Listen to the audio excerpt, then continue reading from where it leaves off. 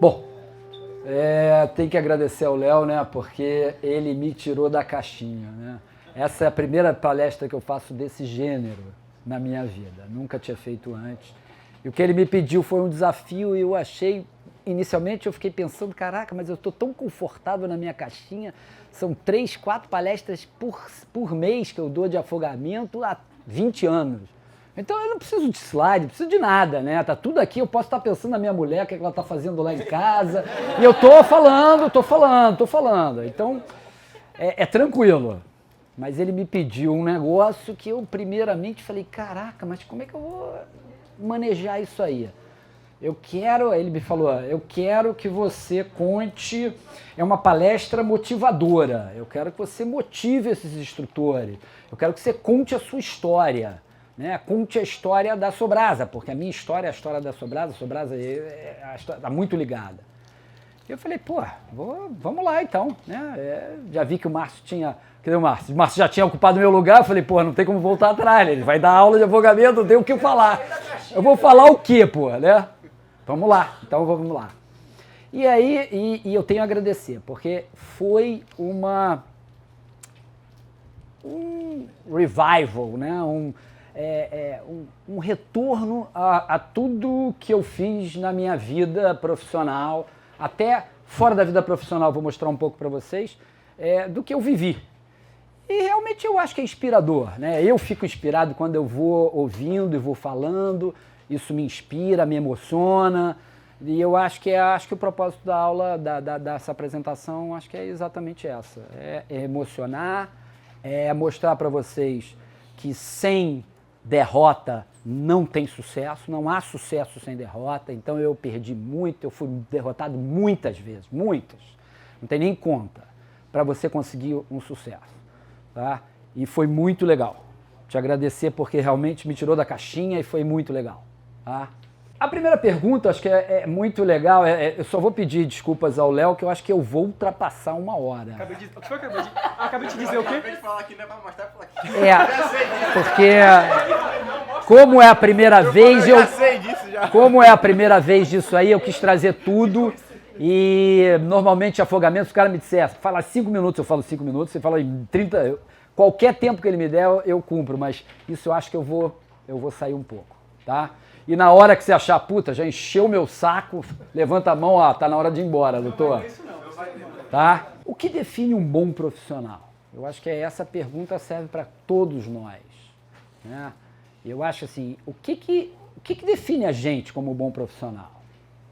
Eu acho que primeiro tem que ter uma puta motivação, ou seja, tem que estar motivado.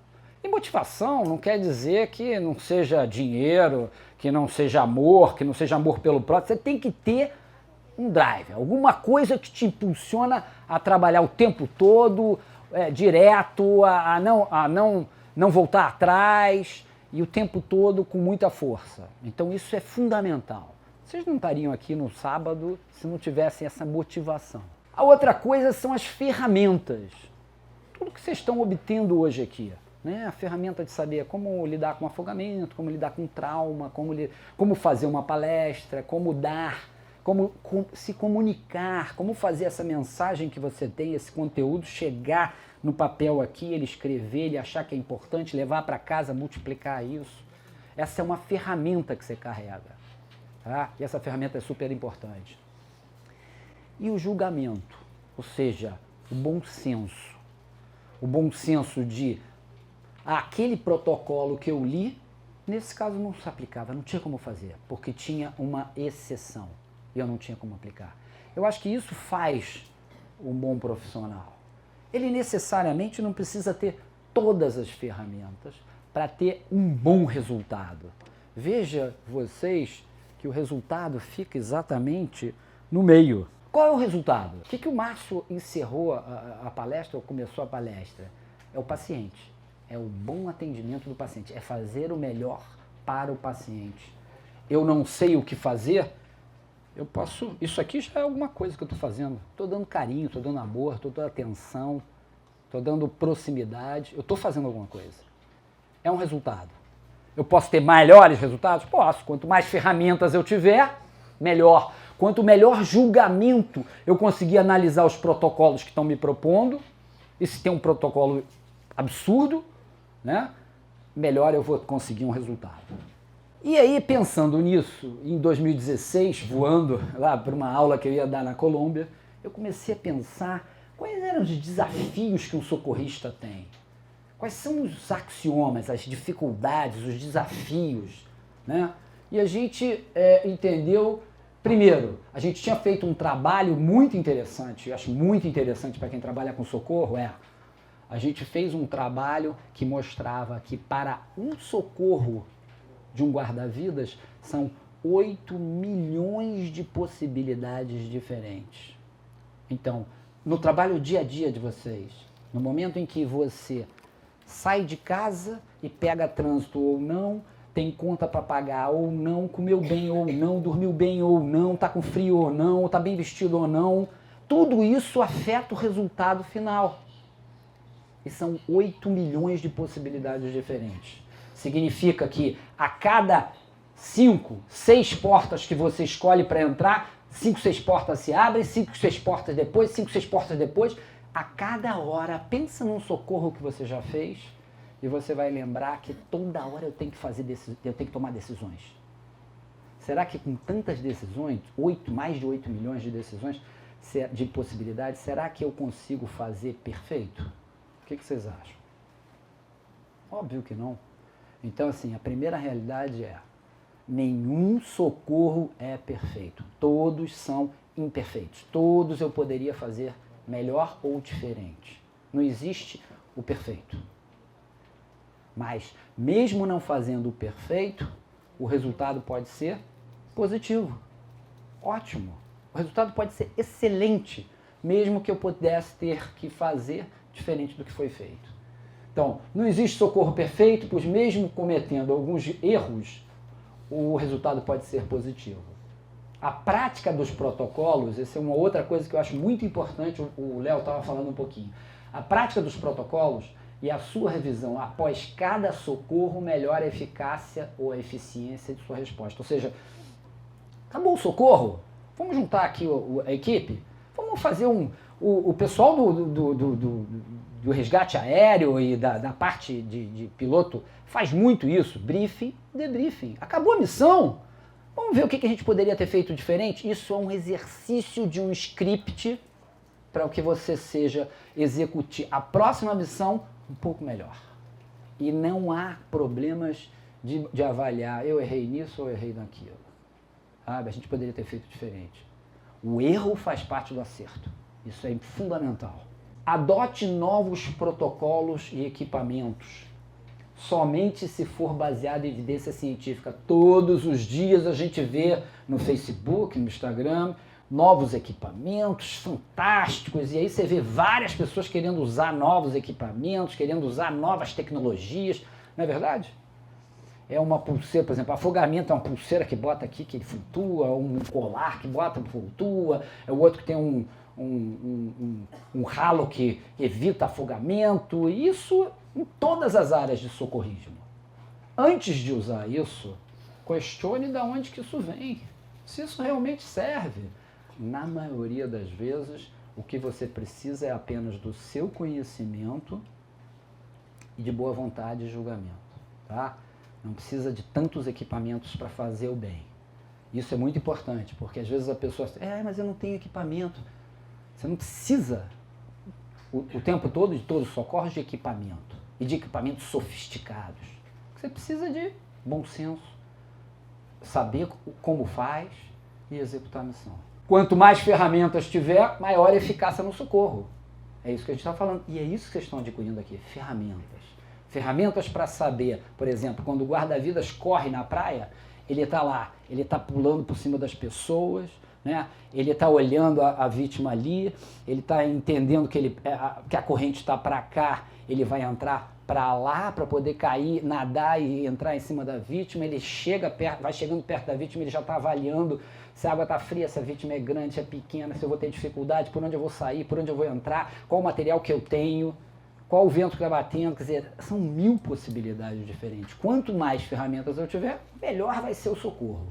Esse é o último trabalho que eu tô realizando, que agora está em execução, e eu queria mostrar um pouquinho para vocês. É complexo, parece, mas ali em cima, identificar o problema. Primeira coisa o socorrista é identificar o problema. Alguém tem um problema, eu vou fazer um diagnóstico e assim em seguida uma estratégia para fazer o atendimento. E aí eu tenho uma decisão que vai resultar em ações e resultados. Ali na linha vermelha, ela mostra uma coisa muito interessante. Isso é um estudo ainda. A gente vai publicar isso ainda. Todo socorrista tem 2 formas de decidir sobre a ação. Aquela que ele já passou por aquilo e aquilo vem no automático. Isso tem menos gasto de energia, é mais rápido, mas está sujeito a alguns erros. Ou seja, se você errou no passado, fez uma ação no passado e tem essa ação como positiva, você acaba repetindo aquela e ela não é a melhor. E tem a outra que é consciente, racional. Ou seja, eu vejo que ele está sangrando aqui, penso, isso deve ser um sangramento venoso. Eu aprendi isso assim. Eu tenho que botar uma compressão local. Eu tenho que... Quer dizer, o raciocínio vai, mas ele é mais lento, mais dispendioso, ou seja, gasta mais energia, me estressa um pouco mais, mas pode dar um resultado positivo. Na realidade, no dia a dia nosso do trabalho, a gente usa os 2. Um pouco de um pouco do outro. E isso é muito importante, porque quanto mais novo eu sou, ou seja, quanto mais eu sou iniciando na carreira de socorrista, mais eu penso conscientemente, racionalmente. Eu tenho que raciocinar sobre o protocolo, eu tenho que elencar o protocolo, chamar o protocolo lá, né, que está na memória e dizer assim, como é que é mesmo? Quanto mais velho ou de idade ou experiente eu sou, mais aquilo vem no automático. Ele fez uma coisa, eu faço outra, mais reativo. E aqui nas variáveis, isso vai depender, o resultado vai depender da tua capacidade física, da qualificação técnica, do equilíbrio emocional e cognitivo, né? Quando eu peço para alguém ver uma situação que está acontecendo, ele vê de uma forma, ele vê de outra, ela vê de outra. Quer dizer, ter o bom senso de conseguir ver o que é melhor para o paciente nem sempre é muito fácil. Os equipamentos que você usa, o ambiente e a vítima. Quem que nós somos, Sobrasa? Bom, nós somos um bando de malucos por ainda acreditar que podemos mudar alguma coisa. Nós somos fanáticos porque pelo que nós fazemos por amor, gratuitamente, eu não recebo nada, os outros diretores, Jorginho, todo mundo trabalha gratuitamente. E nós somos maravilhosos como seres humanos, não tenho vergonha de dizer, somos sim, porque nós queremos mudar uma coisa que talvez poucas pessoas acreditem que possam ser mudadas. A Sobrasa foi fundada em março de 95, tem 22 anos. Nossa missão é unir o Brasil para reduzir os afogamentos. A nossa visão é reunir, produzir e compartilhar conhecimentos para a redução dos afogamentos. Nossos valores são confiabilidade, pode confiar em mim que a missão vai ser executada. Eu sou determinado para resolver isso. Altruísta, porque eu estou fazendo gratuitamente pelo bem do outro. E proativo, eu antecipo a minha ação. Sabe? Essa é a diretoria, são 42 diretores, 56 consultores e nós estamos em 26 estados da federação. Os nossos resultados, né? Esse é um vídeo institucional. Olá pessoal, eu sou o Kim. Vamos falar sobre os cuidados que devemos ter em água doce. Segundo pesquisas realizadas em 2004 pela Organização Mundial da Saúde, anualmente 10 milhões de pessoas se afogam no mundo. Dessas, 500 mil morrem. 1.800 por mês nas Américas e 21 diariamente no Brasil. O afogamento é a segunda causa de morte no Brasil em crianças de 1 a 14 anos. 65% dos acidentes ocorrem em águas doces naturais, dos quais 80% são com crianças menores de 5 anos, dentro ou ao redor de casa.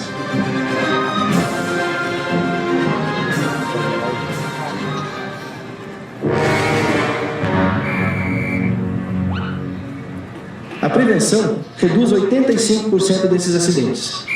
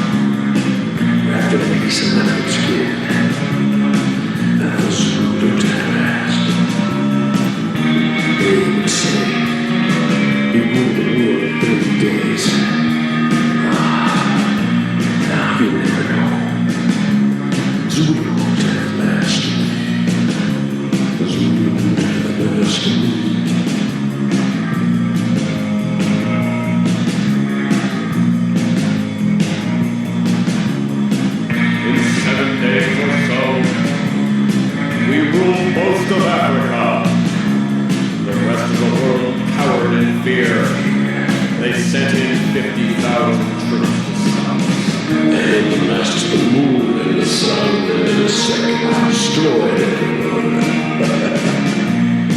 Please don't mess with me. Zulu Death Masquerade. Death Masquerade.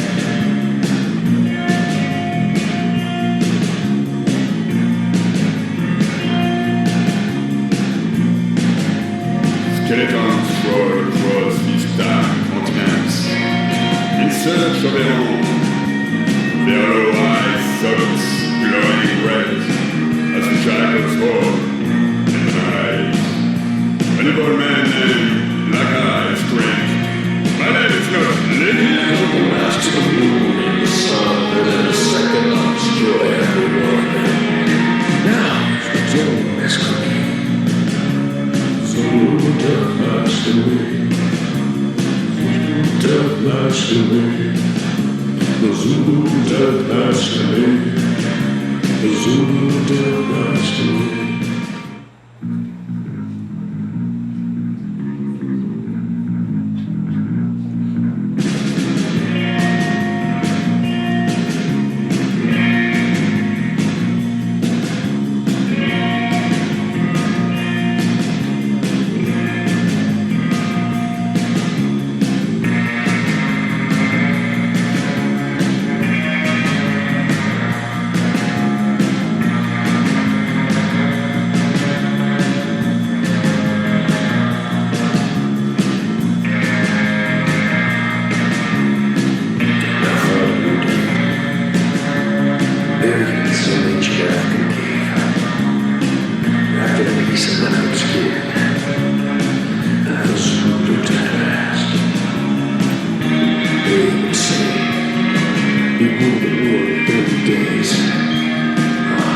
Procure seguir nossos conselhos para não transformar seu lazer em um pesadelo, pois assim você e sua família poderão voltar em segurança para sua casa.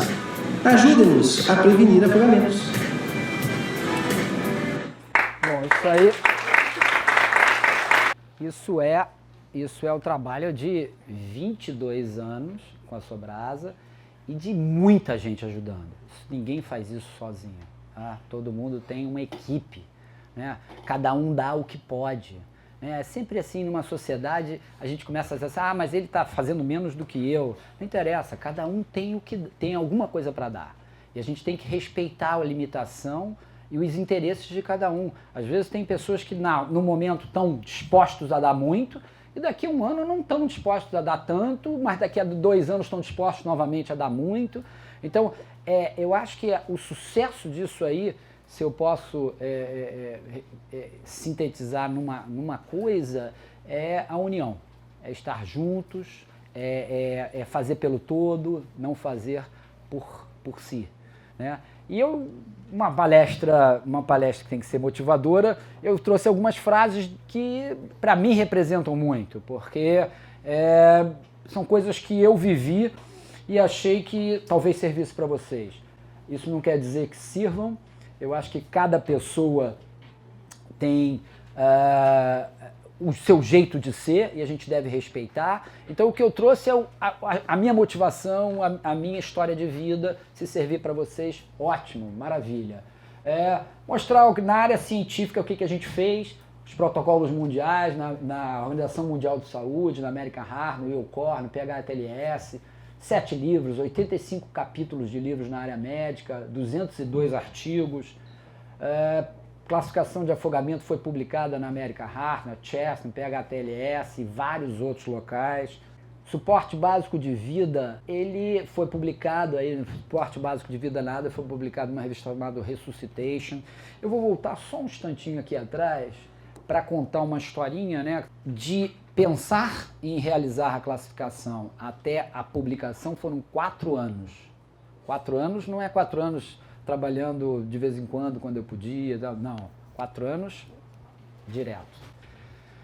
Na época que eu levantei o número de óbitos no Brasil, a única forma de saber o número de óbitos era ir para a Secretaria Estadual de Saúde, pegar o livro de óbitos e ficar contando 1 a 1. Era assim que a gente fazia estatística naquela época. Os protocolos todo o fluxo de atendimento para entender o que aconteceu do paciente da praia, que eu tinha o protocolo dele, mas até ele chegar no hospital e passar pelo hospital, eu fiquei embaixo de uma pia lá com mofo, pelo menos uns 2, 3 meses recolhendo, tentando achar os prontuários. Então, não tem coisa lindinha, entendeu? Tudo é ralação mesmo. E não tem sucesso e não tem resultado sem ralação. A definição de afogamento, por exemplo, foi uma das situações mais estressantes da minha vida. A gente tinha a definição de afogamento, era afogamento e quase afogamento. Isso pra gente, brasileiros, em termos médicos, profissionais de saúde, isso não quer dizer nada. O que é um quase afogamento? Não existe isso na literatura médica. Não existe quase pneumonia, quase infarto, quase... Isso não existe. Por que tinha que existir afogamento? Só que na nomenclatura americana, na língua inglesa, isso tem um peso muito forte. Para eles, drowning, afogamento, significa morte. Não significa que alguém passou por um sufoco e viveu. Não, significa morte. Então, no começo, quando eu comecei a propor a alteração na definição de afogamento, me chamaram de louco, palhaço, me sacanearam muito, mas vocês não têm ideia, sabe? Era um tupiniquim que vinha com uma ideia que queria mudar a definição, só isso. E mudar a definição de afogamento no mundo. Nada mais, né? Porra, coisa simples, né?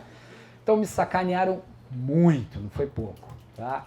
E fui lá e respondia, e na época já era e-mail, graças a Deus, se fosse carta ia ser um monstro, né? Difícil de manejar, mas era e-mail, e mandava e-mail, voltava e-mail, e as respostas eram uma confusão danada, até que em 2002 a conclusão era que eles ia continuar o quase afogamento.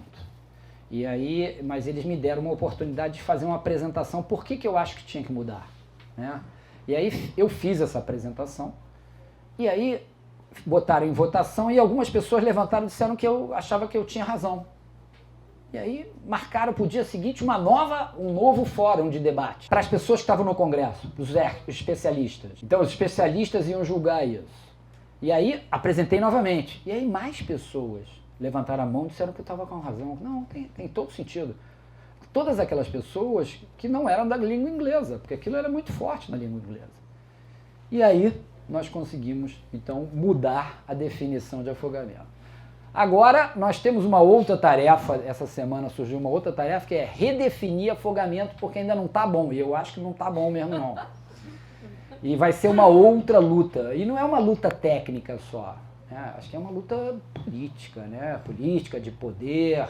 Nós, seres humanos, temos uma tendência, isso é muito do homem, a mulher tem menos. Nós, seres humanos, e principalmente os homens, temos uma coisa que acho que atrapalha muito o nosso desenvolvimento. É o tal do mijo no poste. Sabe como é que é mijo no poste? Vem um, mija, aí vem o outro, mija em cima, porque o que mija em cima, o cheiro dele vai estar valendo. Aí vem o outro e mija em cima novamente.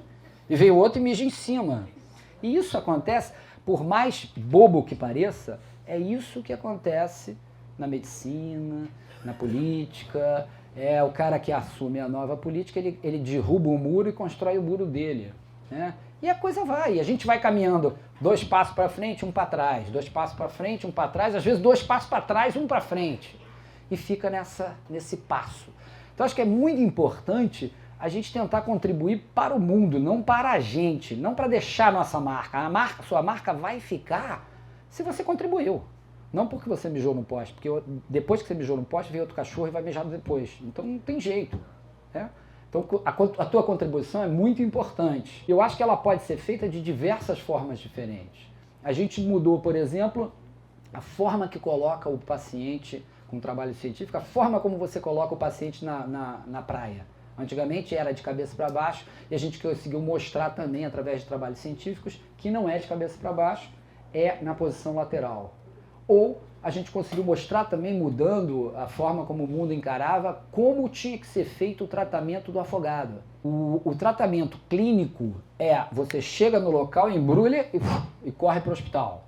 Tratamento do trauma também, né? Normalmente você tenta levar o paciente à sala de trauma ou ao hospital. No afogado, não. Você leva o hospital, a sala de trauma ao paciente. Você inverte a coisa. Porque a melhor possibilidade, o melhor prognóstico, a melhor alternativa de vida, de sobrevida, é com o tratamento no local, na areia, na piscina, no local, sendo atendido em suporte básico de vida. Esse é o maior sucesso que você possa ter com a afogada. Então o atendimento deve ser no local. Conseguimos também estabelecer um novo protocolo para quando você deve iniciar a ressuscitação e quando você não deve fazer a ressuscitação e até quando você deve ressuscitar. Isso tudo é muito importante, porque haviam perguntas, e eu vou mostrar isso mais à frente, diversas perguntas que eu me fazia quando eu comecei a trabalhar com isso, que eu não sabia a resposta. Em 2012 nós publicamos um trabalho na New England. A New England é um trabalho assim que eu não conheço nenhum brasileiro que tenha publicado na New England, né? Mas deve ter. É uma publicação dificílima. O artigo eles me convidaram, foi por convite, e ele foi e voltou pelo menos umas 9 ou 10 vezes. Levou 2 anos para publicar isso, ou seja, não tem sucesso sem muita ralação, e é isso que eu quero, essa é a mensagem. Quem rala vai chegar lá. Publicamos também no livro mais importante de medicina intensiva, o Critical Care, no manual do American Heart de instrutores. A cadeia de sobrevivência, né, que foi uma luta para conseguir. Você junta um grupo de profissionais e cada um quer levar para o seu lado. É um conflito de interesse. Eu não estou dizendo que eu tenho como meus conflitos de interesse. Né? Eu acho que sei o que é melhor para o paciente, mas pode ser que eu não saiba. E eu tento puxar para o que eu acho, e cada um tenta puxar para o seu lado. Você imagina aí, 9, 10 especialistas, pessoas renomadas no mundo inteiro, cada um tentando puxar para a sua brasa, a sardinha. É complicado. Né? Foram 2 anos para publicar. E temos publicados, por exemplo, um boletim anual sobre o afogamento. O que acontece no Brasil? Um perfil das piscinas. Recentemente, em 2016, nós criamos essa International Drowning Research Alliance, uma aliança internacional para juntar os cientistas de todo mundo, sem política, sem dinheiro, ou seja, só ciência. Todos que queiram e estejam interessados em fazer ciência dentro da área de afogamento. Né? E aí tem uma mensagem aqui, essas mensagens de azul são, eu acho que publicar no Brasil tem que ser em revista internacional. Você publicou no Brasil, só levou você e sua família. Infelizmente, por enquanto. Tá? O índice de indexação é baixo, a divulgação é baixa, os estrangeiros não têm como ler porque está em português, então é publicar em inglês. Existem algumas revistas indexadas agora que tem o abstract, o resumo em inglês, é interessante, mas essa é uma das lições de vida. Start Aquático, que é um trabalho muito interessante. Amanhã a gente vai falar sobre isso mais com profundidade. O Start Aquático define o atendimento de múltiplas vítimas dentro da água. Também é um trabalho recente que nós fizemos. A Linha do Tempo do Afogamento, que é um trabalho que foi publicado agora na revista estrangeira também, que é o que acontece no processo de afogamento. O que vem antes? Pergunto a vocês, natação é prevenção? Eu saber nadar é prevenção de afogamento? Sim. Não. Não. Não. Sim. Não. Não ou sim? Sim. Ou não? Sim. Tá, aí eu pergunto para vocês assim, olha só, eu pego uma criança, de 1 ano. Não vou ensinar a nadar, mas vou ensinar ela a flutuar. Boto ela na piscina, eu levo aí 6 meses ensinando ela a flutuar na piscina. Ela está flutuando bem. Pego ela, agora você pode ir para a praia. Vai para a praia. Ou pode cair no rio. Aí não, né? Então, quer dizer, saber nadar é assim meio teórico a coisa. Não funciona, não é prevenção.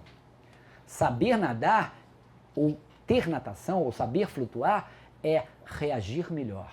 Ou seja, você se viu numa situação de perigo e você tem uma ferramenta a mais para combater aquele perigo. É isso que é a natação. Então, assim, isso muda, é pragmático, porque muda todo o conceito que a gente estabeleceu durante anos. Vou ensinar meu filho a nadar e aí solto ele no mundo, porra. Não é assim, né?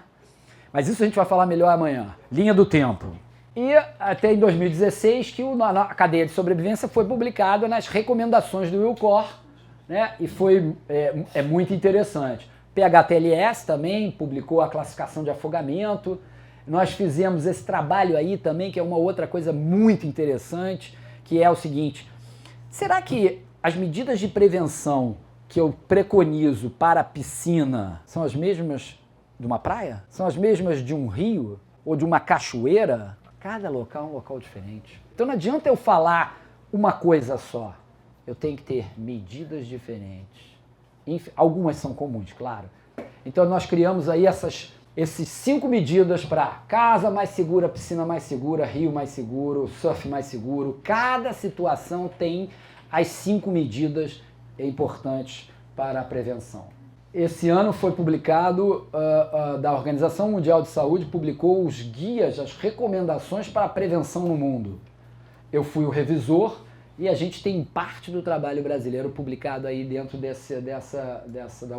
Organização Mundial de Saúde. Fizemos também uma revisão para uma revista muito importante inglesa, que é a British Medical Journal, sobre afogamento, que vai ser publicada. A tabela subjetiva de risco de afogamento, que eu acho que é uma coisa extremamente interessante, a gente vai abordar amanhã, é algo que fala que ela foi feita para dar a real noção ao usuário comum qual o risco dele se afogar.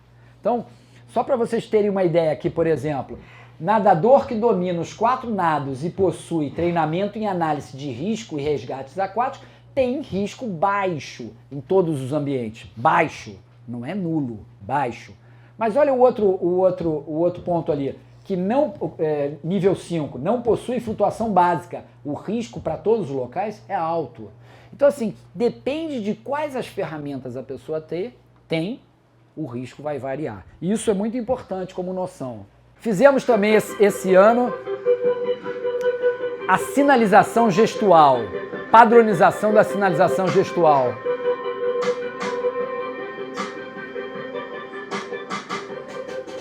Eu não vou mostrar tudo, era só para mostrar que é mais um trabalho que vocês têm. Todos os trabalhos que eu estou mostrando aqui, eles estão disponíveis na internet, na página da Sobrasa, gratuitamente. Então você entra lá, tudo isso está disponível lá. Tá? Na cadeia da sobrevivência, uma outra coisa muito importante que a gente mostrou para o mundo, tem mostrado para o mundo, e o mundo tem uma certa dificuldade de entender isso, é que dentre o trabalho diário relacionado ao afogamento, 99,9% é prevenção. Olha quanto corresponde aos primeiros socorros. 0,02%. Então, quando os médicos estrangeiros vêm discutir afogamento, você está falando sobre 0,02%. É isso mesmo que você quer falar? Ou a gente vai para a prevenção? Então, assim, é importante para a gente saber como nós nos situamos em relação ao afogamento. E, ressaltando o que o Márcio falou, né, é importante a gente entender o que é ABC, o que é CAB, quem tem que fazer. Quem pode escolher entre ABC e CAB? Quando lançaram o só compressão, o mundo virou um inferno para quem lida com afogamento. E foi muito difícil. Agora está um pouco melhor, mas ainda não está solucionado. Muitas pessoas entram em contato com a gente querendo fazer só compressão. Por que eu não posso fazer só compressão? Ah, mas a ventilação é problema, ela contamina. Não é verdade. Isso tudo a gente vai ver amanhã. Um último trabalho também, que é uma campanha para você entender que você, em afogamento, você prefere prevenir ou lamentar. Né? A prevenção é super importante e muito mais. Esse novo que eu te falei, essa semana nós engajamos num novo trabalho que é a nova definição de afogamento e incluir isso no CID-10, CID-11, desculpa. Todo mundo sabe o que é CID? O Código Internacional de Doenças, ele está sendo feito um novo, número 11 agora. E ele vai vir classificando o afogamento. Então nós já estamos trabalhando junto com a Organização Mundial de Saúde nesse novo código, para que ele fique melhor, para a gente entender o problema melhor. Eu tenho aqui uma camiseta para quem me disser quem é esse camarada que tá abraçado comigo? Não. Não, porra, tu sabe, né? Tá certo, ganhou. É o Dr. Reimlich.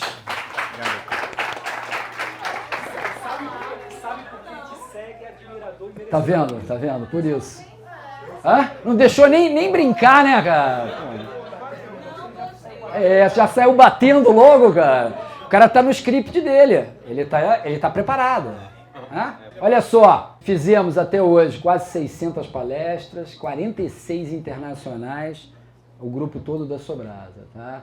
A gente teve um destaque no Brasil em 1997, foi a nossa maior participação no Congresso Mundial, 19 das 155 apresentações, 2 conferências. Participamos do Congresso na Malásia, foi 18% de todos os trabalhos científicos eram brasileiros e portugueses. Tá? 18%, é muita coisa. E em 2017 agora nós estamos com 30 trabalhos aprovados para apresentação em Vancouver, no Canadá. Nós somos uma delegação aí de, acho que tem uns 15 pessoas, né, Guimarães? Cadê Guimarães? Guimarães vai apresentar o quê? O trabalho.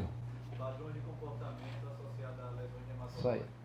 Olha só, não tem como a gente não mostrar o nosso trabalho, não tem como vocês não mostrarem o trabalho de vocês. Nós trabalhamos muito e produzimos cientificamente muito pouco. A única forma da gente mostrar e contribuir efetivamente com a humanidade é pegar aquela experiência que a gente está adquirindo e colocar isso no papel. Se você não colocou no papel, isso não é uma profissão que pode ser uma profissão de ferreiro, que um passa para o outro, de pai para filho e tal. Não é isso.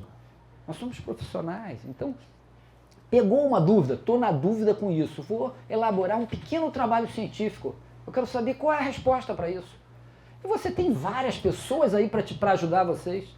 É assim que a gente constrói alguma coisa. Eu acho que vocês têm todo o potencial para construir muito. Não é pouco não, é muito. O Brasil tem muita experiência para botar no papel. Vou convidar vocês para o 4º Simpósio Brasileiro, Piscina Mais Segura, em São Paulo. Tá? Vai acontecer dia 16 de agosto. A gente fala só sobre segurança em piscina.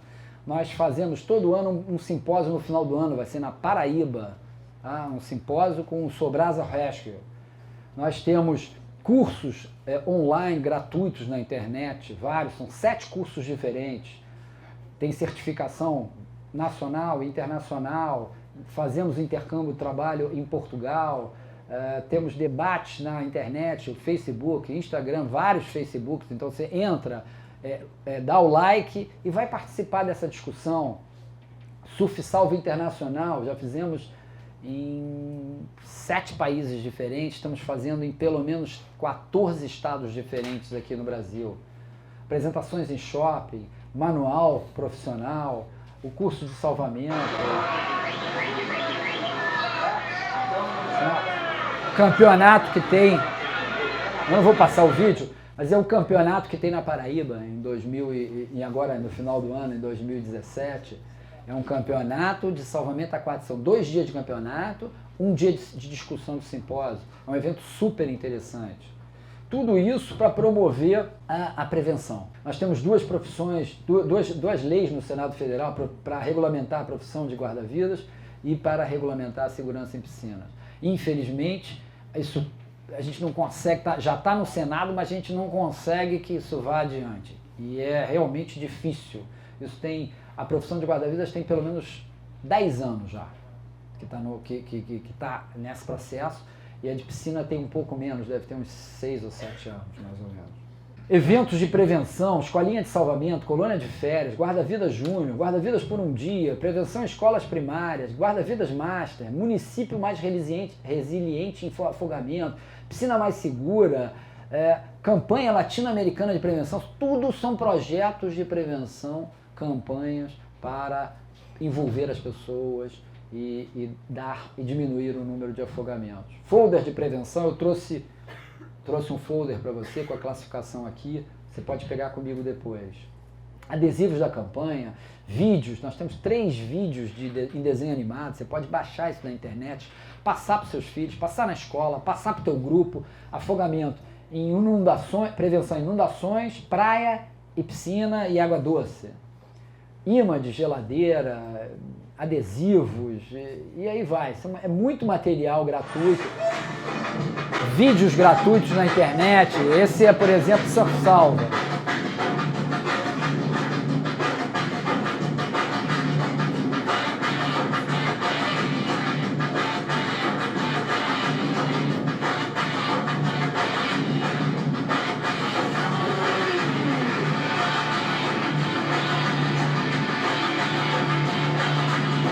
Sinalização de praia e piscina, todas prontas para você imprimir, se você precisar. A nossa motivação, o que nos motiva a reduzir o número de afogados no Brasil? Esse tipo de situação.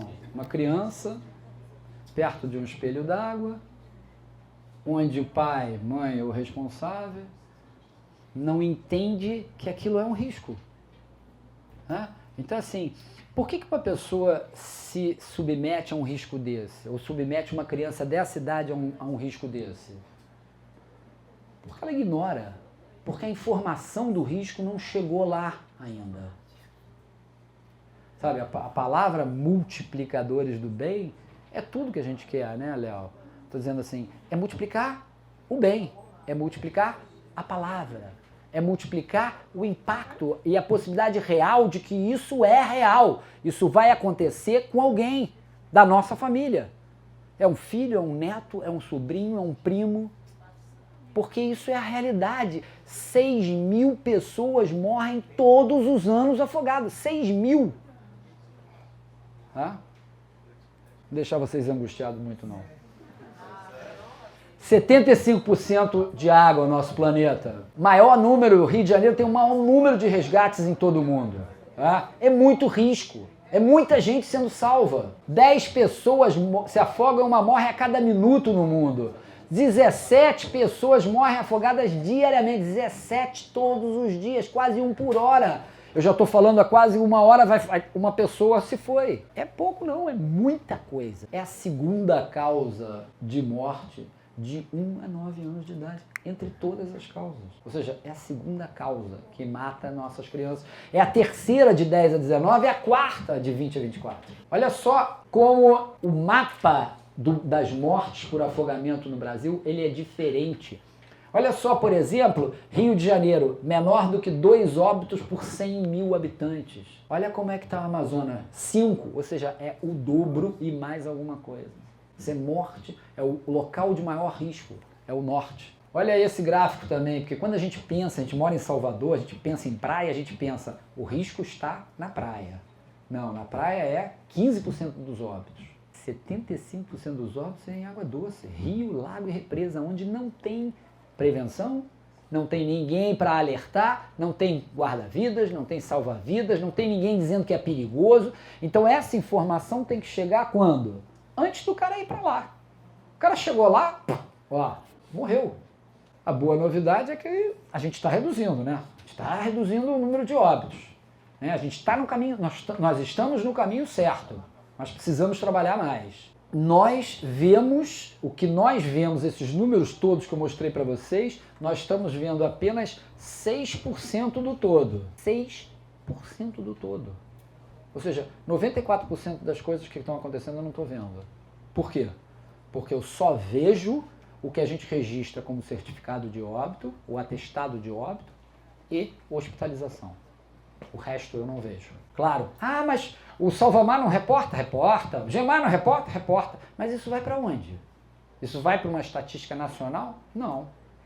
O que é reportado? Só óbito e hospital que paga SUS, que paga a internação.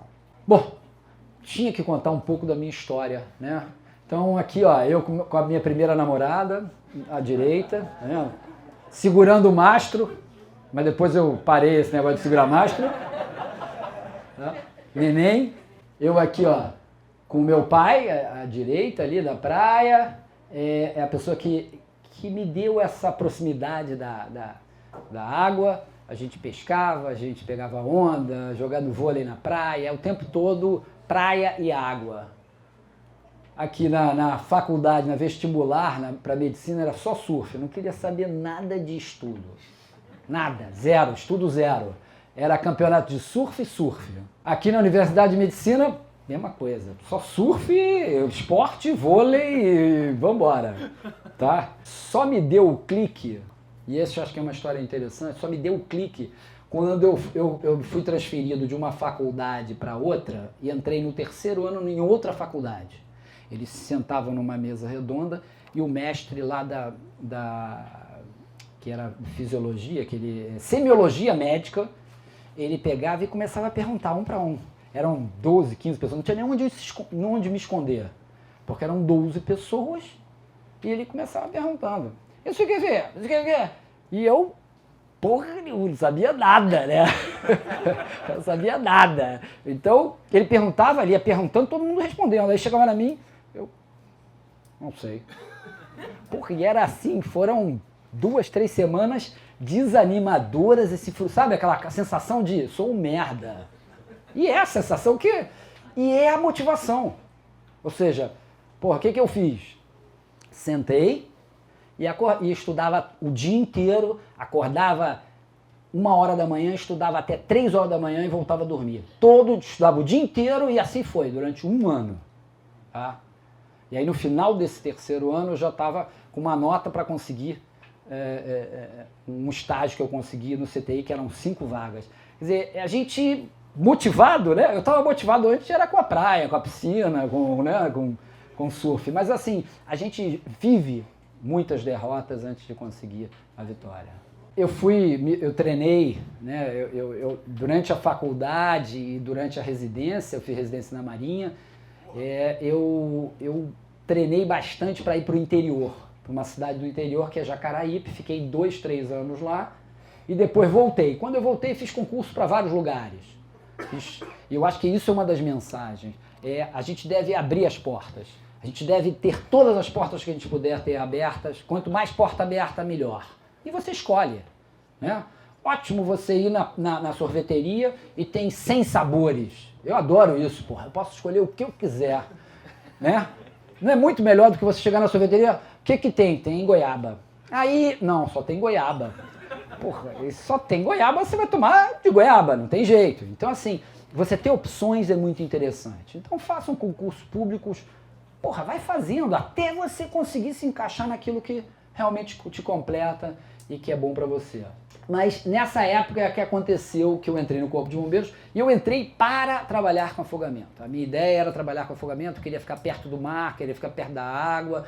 E quando eu entrei, eu começava a atender um caso atrás do outro e eu não tinha literatura. Sabe aquela coisa assim de você olhar o caso e você poder ir em casa estudar e dizer assim, ah, tá bom, agora o próximo eu vou acertar. Não tinha isso. Isso foi me dando uma angústia muito grande e eu comecei a escrever algumas cartas para o exterior, porque eu vi que aqui no Brasil não tinha como saber essas respostas. E comecei a escrever várias cartas para todo mundo. Teve um cara lá que até reclamou que recebeu 3 cartas. A mesma pessoa recebeu 3 cartas. Porque a minha ansiedade era muito grande. E as pessoas foram me respondendo, mas não respondiam. E aí um deles me convidou para apresentar um trabalho no exterior, no país de Gales. Eu fui apresentar aquela proposta inicial de classificação, da experiência e tudo mais. E quando eu cheguei lá, era um evento enorme, tinha esporte, eu não entendi nada. Na carta ele me falava assim, quantas pessoas tem na sua equipe? Eu falei, equipe? Como assim? Eu vou apresentar um trabalho, eu sou médico. Como assim equipe? Eu não entendia aquela linguagem. E eu cheguei lá e nessa parte de apresentação, reuniram os médicos todos, né? E aí veio o primeiro cara apresentou e tal, o segundo apresentou. E ele apresentando, ele era acho que era um chinês, né, oriental, e alguns médicos rindo dele, sabe, da apresentação. Porra, eu fiquei aquela coisa, tupiniquim, me escondi lá, tentei me esconder ali no cantinho, e aquilo foi, na hora de eu apresentar, eu havia pedido pro cara, a apresentação na época era, vocês nem conhecem isso, era um carrossel de slide. Já ouviram falar slide? Não, eu tenho certeza que não. Slide é que você tem que colocar um por um, tem que fazer previamente.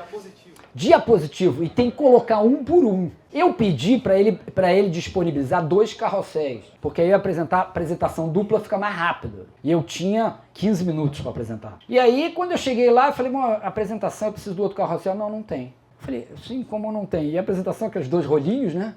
E você não tem como juntar. E aí foi então, aí comecei a juntar um pro outro, eu tinha que falar inglês, né? Tava tudo preparado e ele me despreparou. E no momento em que eu estava arrumando para fazer a apresentação, ele ia em cima de mim e fez assim, olha, e vai rápido que você tem que apresentar rápido. Me sacaneando, velho, sabe? Me empurrando. Falei, porra, mantive o mais calmo que eu podia, né? E fui botando e tal, e comecei a apresentar. Na hora que eu comecei a apresentar, eu apresentei quantas pessoas morrem afogadas por ano no Brasil. Eram 8.000 pessoas. Todo aquele trabalho que eu fiquei 3 meses sentado lá na secretaria colhendo os dados. Nunca ninguém tinha feito isso antes, então eram dados novos. Eles olharam e começaram a rir. A plateia toda começou a rir. Porra, que constrangimento, né? A plateia rindo de você apresentando, né? E aí, agora estamos aqui, vamos embora, né? E fui apresentando. Fui apresentando. Não pararam de rir. Quando acabou a palestra, todos se levantaram, bateram palma, e esse cara que me sacaneou veio perto de mim e falou assim, olha, nós estamos muito interessados, eu tenho uma revista médica, eu estou muito interessado em publicar o seu trabalho. Eu já estava com a resposta, né, engatilhada, perguntei assim, como é o nome da sua revista? Aí ele falou lá Aí eu falei para ele assim, não vai dar, tua revista é muito pequena para o meu trabalho.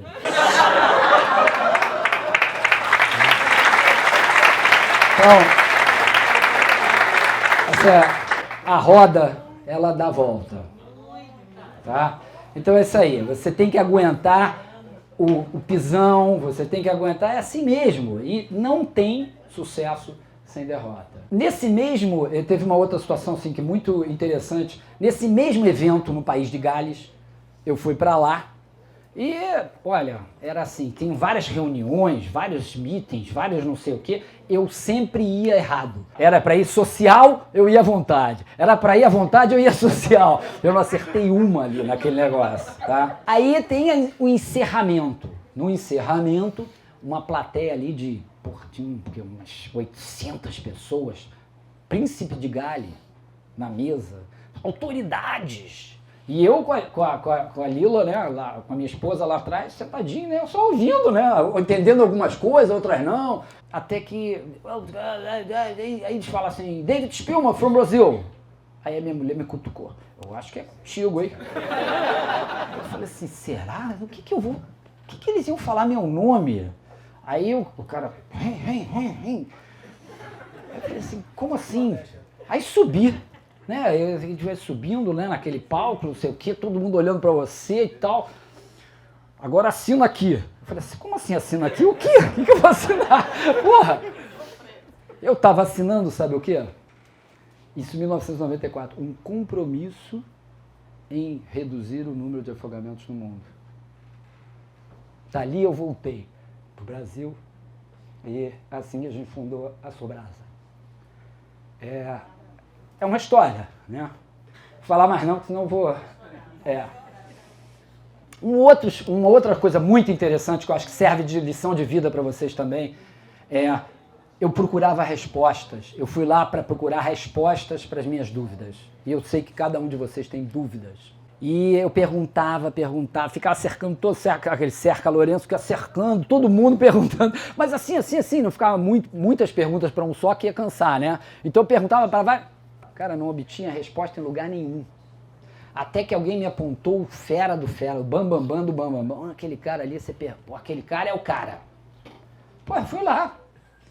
E aí comecei a perguntar, mas isso assim assado, assim, assado, assim. E ele saltava de um lado, saltava do outro, até que ele chegou, pô, doutor Spielman, eu nunca peguei um afogado parado, em parada cardiorrespiratória.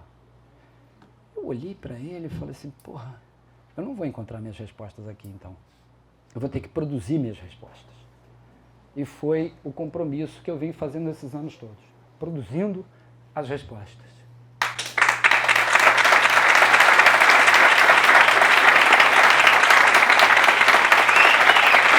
Me tirou da caixa, né?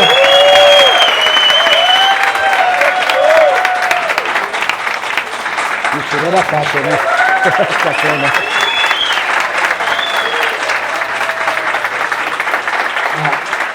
Obrigado, mas sem babação, hein? Bom, e dentre as histórias que eu selecionei, a história do Kim também é muito interessante. Como foi criado o Kim, quer dizer, como foi pensado o Kim? Eu estava no CRA, no Centro de Recuperação de Afogados, era, acho que era 1995, e entrou um chamado de um grau 6, uma parada cardiorrespiratória, e nós trabalhávamos 2 médicos e um enfermeiro. O outro colega que estava comigo foi para fazer a ocorrência. Naquela época, em 95, a gente trazia o afogado para o CRA para fazer tudo no CRA. Um erro horrível, né?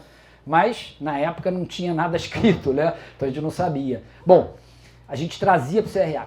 Conforme ele foi trazendo para o CRA, a gente tem lá no CRA uma mesa que é herança do antigo Salvamar, que é uma mesa de ressuscitação. É uma mesa nessa altura aqui, para a gente ressuscitar as pessoas, rígida, bem rígida, então dá para fazer o procedimento. E aí tem toda a aparelhagem de oxigenoterapia, ventilação, intubação por trás. E quando ele chegou com a vítima, eu estava assim na mesa.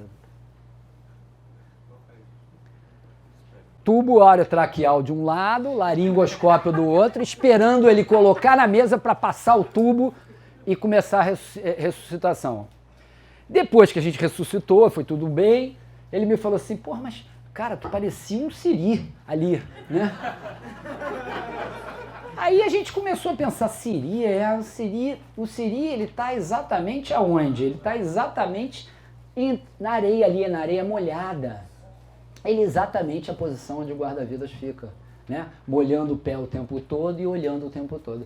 E aí ficou a história do Kim, né? A figura, o mascote do Kim. A história, porque o nome Kim, ele veio de mais uma motivação de uma criança que a babá, a gente morava num condomínio, a babá tinha uma criança chamada Kim, e ela vinha com Kim pegar a minha filha, que tinha a mesma idade, e eles 4, né, com a babá da minha filha, eles iam para o parquinho, todos os dias. Um dia a babá e o Kim não vieram. 2 dias, nada. A gente passou lá para saber o que aconteceu, ele caiu na piscina e morreu. Então, o nome Kim é em homenagem a esse garotinho. Cara, tá muito brabo esse negócio aí da caixinha. Pô, eu fiz meu curso de guarda-vidas na Califórnia em 97, né, foi ótimo para mim. Em 99 nós começamos o Surf Salva. Em 2002 nós mudamos essa parte toda a definição de afogamento. Em 2002 a gente também fez, para quem conhece, chama-se Woodstein Style. Woodstein Style é um protocolo, um procedimento que estabelece quais os dados devem ser preenchidos em uma ressuscitação.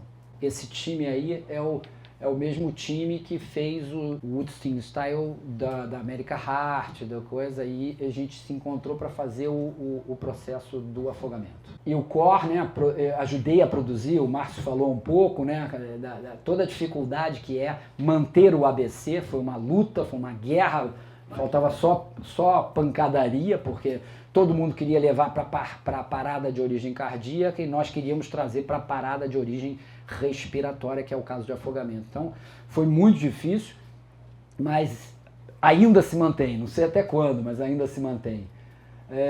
Publicado no boletim da Organização Mundial de Saúde, a definição, o prêmio que o Jorginho, por favor, levanta aí. Pô, vai deixar eu passando vergonha sozinho não, pô.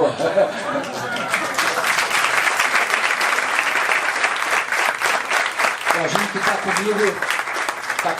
comigo não, tá com a gente, que nós estamos juntos desde 1997, não é isso?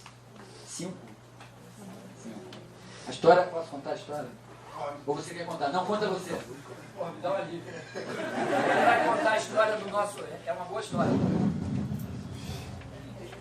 Então, 1990. Sem chorar.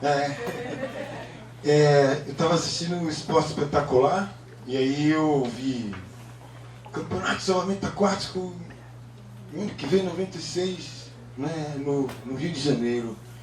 Nessa época eu estava participando de um grupo Semper, lá na Universidade Federal da Bahia, e tinha uma argentina, a doutora Diana Lisgotia. Aí eu falei isso para ela falou assim, você tem que ir, você tem que ir, você tem que ir. E aí lá vamos nós, né, para o Rio de Janeiro.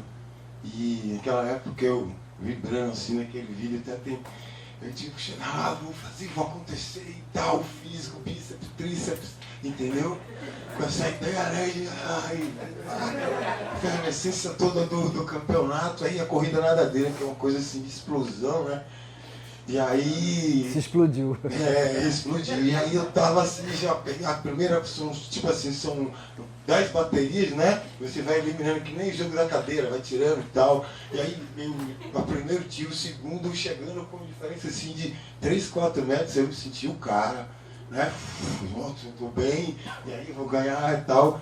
Aí na hora que eu me deitei assim, eu vi uma pessoa falou assim, você... tá errado assim, como assim tá errado? Não, tá errado assim, porque o cara apitou, então não saiu. Quando eu vi, aí eu li aquilo e falei, nossa, esse cara tirou minha medalha. Aí vejo um baiano retado, entendeu? Eu falei, não, vou quebrar tudo aqui, vou quebrar tudo. Aí eles me falaram assim, ó, presta atenção, a gente aqui, a filosofia não é essa. Isso aqui não é para escolher quem vai ganhar. Isso aqui é para a gente poder agregar conhecimento. Então, se você, por acaso, veio só atrás disso, volte lá para o seu estado. Foi essa a nossa relação. E assim, imagine. Então, assim, a gente literalmente saímos na mão. Quase. Quase que eu ia apanhar, né? Eu não saí na mão, eu sou bobo, pô. E eu tava lá no Rio de Janeiro, né? Eu, assim, era um dos únicos, assim, que não era dali, eu tava ali com a corporação. Imagine aqui, vocês são todos da corporação do Rio de Janeiro, tá eu aqui, não, porque isso, porque aquilo, me achando, sem pensar. Então foi assim que a gente, né, se conheceu. E o Jorginho produziu em 2007 um vídeo aqui em Salvador, nosso primeiro vídeo de prevenção em praias, um vídeo em desenho animado, que a gente apresentou no Congresso Mundial em Portugal, né, em Matosinhos, e ele ganhando o prêmio o prêmio da ILS por esse vídeo que ele fez. Eu posso contar um detalhe? Deve. Isso não foi a questão dele. Eu estava com esse desenho animado e tal, e aí eu tinha pedido também que o meu trabalho tinha som, né? Eu pedi um computador que tinha som. Aí tá, tudo bem, a menina falou, não, tudo bem, pode ficar tranquilo. Quando eu chego na sala, que eu coloco, vamos testar aí, cadê o som? A menina falou, não tem computador com som. Eu falei, como assim? Eu falei com você uma hora atrás que eu precisava de um som, e você agora está me dizendo que não tem som.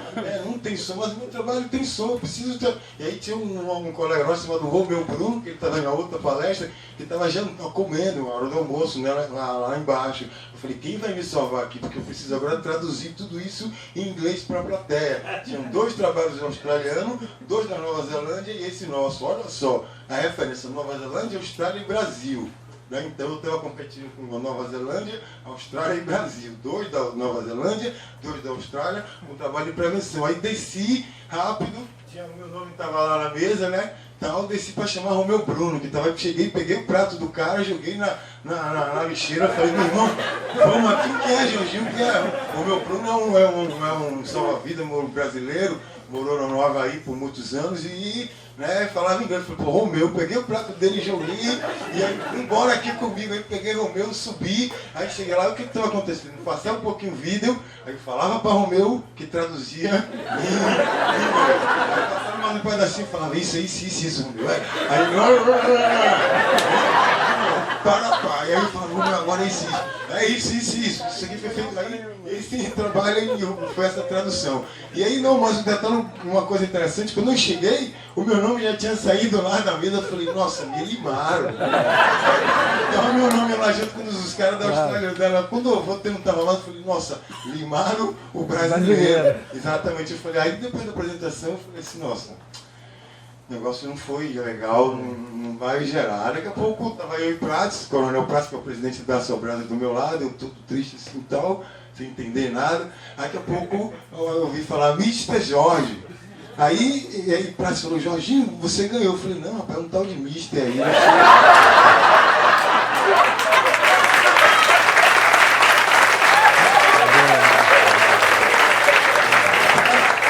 Não sou eu não, Prates. Meu nome é Jorge, eles falaram Mister. Um tal de Mister, deve ser outro cara. Ele falou, Jorginho, Mister, você vai logo lá. Aí eu fiz também, bem que assim, que tipo, e ainda que assim, não é você não, porque ele, pô, o Prates falou, eu vou, né? Soldado mandado não tem crime, né? Então, o Prates mandou, eu vou, o presidente da Sobrada na época, né? Eu fui, e aí chegou lá, a gente ganhou, né? Esse prêmio, que é um prêmio que eu dedico a todos vocês, entendeu? Isso não é nosso, né, doutor? Isso não é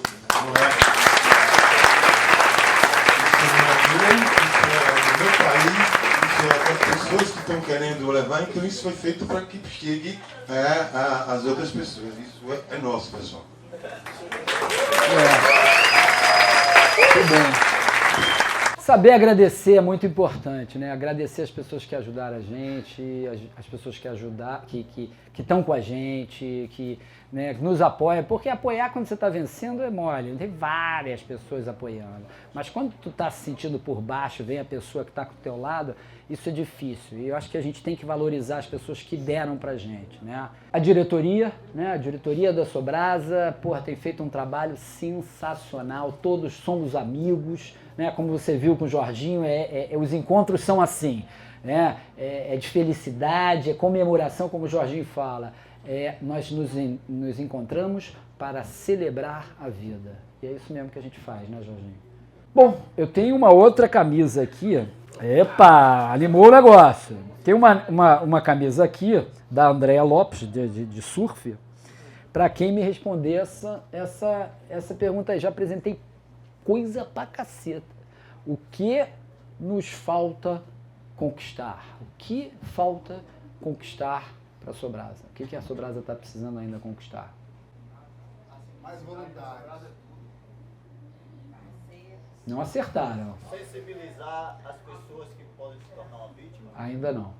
0% de morte. Porra, o cara não. Porra, não. Porra, não dá. Porra, 2 camisas não. Não, olha só. Não, vem cá. Não, ele não vai ganhar a segunda camisa. Você vai fazer uma outra pergunta para ver se alguém acerta, para dar a camisa. Não pode ficar com as duas, pô. Pode não, né? Não pode. Uma pessoa com 2, não. Mas eu tava segurando. Vai, faz uma pergunta. Falou baixo. Não. Não, você faz uma pergunta e ela vai ser a primeira a possibilidade de responder. Posso fazer uma pergunta que foi feita... Isso, pode, o que você quiser. Qual ano que a Sobrasa foi fundada?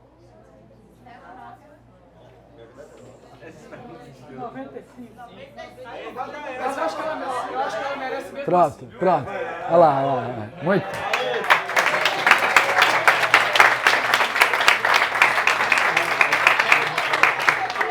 Então, a gente tem que envolver e continuar trabalhando para envolver os mais novos, os mais velhos, para evitar uma situação como essa, uma criança, 9 anos de idade, afogada, sequelas neurológicas permanentes, grave, porque num dia de domingo todos foram se recolher depois do almoço e a criança caiu na piscina e fez uma parada cardiorrespiratória. Esse é o nosso sonho, um mundo sem afogamentos, tá? E agradecer a paciência de vocês. Obrigado, hein?